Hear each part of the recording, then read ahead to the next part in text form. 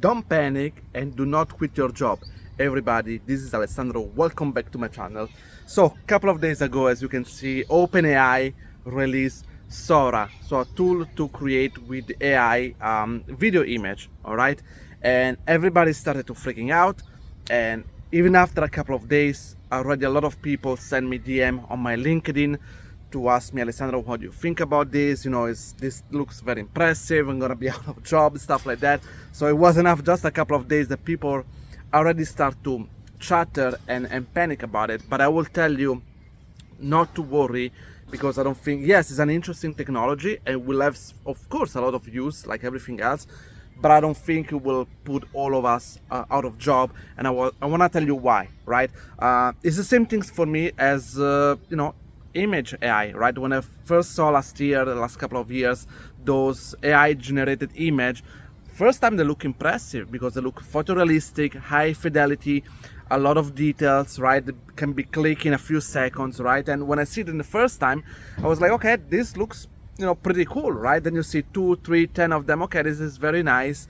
Then you started to see 20, 30, because everybody started to using and everybody started to upload those, and it started to look less impressive because you start to spot the pattern. It's not about, oh, the hands can be improved, the AI is not able to do hands and stuff like that. No, it's just you started to spot pattern that they do not look very creative, right? They all look like a three-quarter profile. The character is never doing anything interesting. It looks very soulless, basically, right?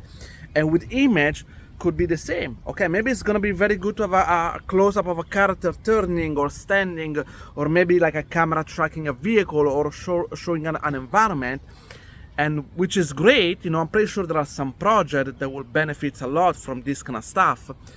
But when it comes to animation for feature film, video game, it's completely different, because we animator, we understand human emotion and we use animation to portray human emotion, right? Let me give you a simple example. I can write on a prompt where I want AI, like, you know, having a character open the door and the character stand up and open the door, right?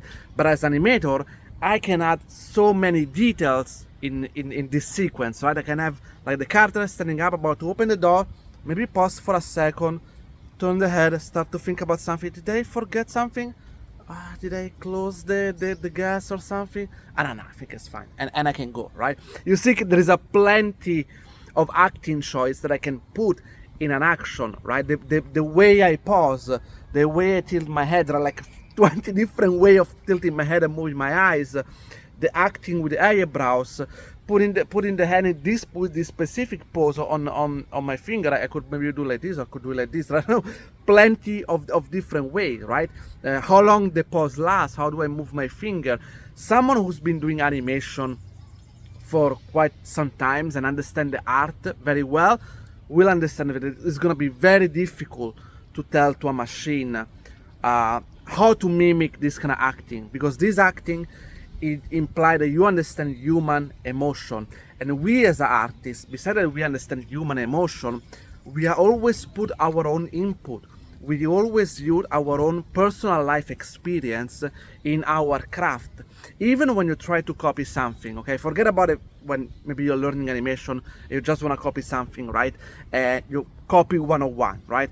But there are other times when you take inspiration, right? Because people say, oh, but even human copy and take inspiration, but it's different. Because as a human being, you have your own inspiration and shape your personality and shape what you are as a person, all your past experience, bad and good, and those choices will inevitably go into your craft if you are good in doing your job, right?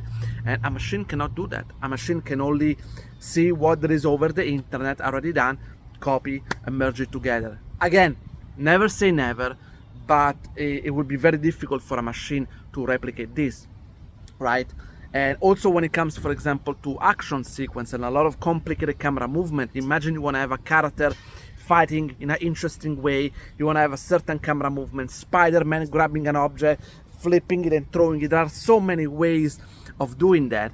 And also, if you ever work in the visual effects or feature film industry, you know very well that some animation supervisor, animation director, they want to have full control of the outcome, frame by frame, how certain pose look like? How do you think they did Spider-Verse? They control every single frame, how the frame look, all right, when it comes to the posing, when it comes to the lighting, the shadow and everything, right? Well, good luck to try to do something like that with the AI, right? It's gonna be very, very tricky. Again, never say never, but I don't think it's gonna happen very soon. On the other side, this AI tool can be used for indie game or very cheap company who don't have the money to have a high budget quality video game or feature film, and I want to have something cheap done. And when I say cheap, doesn't mean in terms of quality, because AI can achieve very photorealistic quality, but cheap, it means that it has no value, guys, because when this tool gets available to 100 millions of people, and hundreds millions of people can type the prompt, oh, I want to have a side camera with a beautiful coastline imagery and a car driving by and a dragonfly entering, stuff like this, right? You can come up whatever you want, and the outcome is always this kind of photorealistic, pixel perfect, very, very polished. Imagine hundreds of millions of people, not thousands, millions of people, where I can achieve so easily the quality. Immediately the product, it becomes cheap because everybody can do it, right? And so this will be maybe a benefit. I mean, I don't know what kind of benefits company can have, but maybe some company, they don't have the budget and they're okay to have something cheap just to portray a message, right? They don't care about the quality, they don't care about the art direction, they're okay with something that looks beautiful and photorealistic, and you know, that's it. Imagine a lot of companies start to use that, people will start to see that this is, it's like, it feels very robotic, right, in a way. I remember, for example, when I started my career, guys, and I started as a 3D animator, and I'm pretty sure this happened to you guys, some of the first clients were like, oh, Alessandro, can you please do 2 minutes of animation, I give you $1,000. Oh, can you do this? And it will explain a huge amount of work, I will give you $500, right? They had no respect for the art. They did not understand the art pipeline, the production of pipeline, and so they will ask you a huge amount of work and for a very, very cheap price, right? But again, all those people can go and use AI, they will have fun, they will have a very good looking outcome, but again, immediately it will look all the same, guys. It will come to saturation, oversaturation. And actually, guys, it's already happening. Think about it when you see games on your mobile phone, app on your mobile phone. How many apps are for the smartphone? Maybe 50 million apps. Do you use the 50 million apps on the iPhone? I don't think so. We use all the same. Google Maps, WhatsApp, Instagram, whatever, you name it, Uber, right?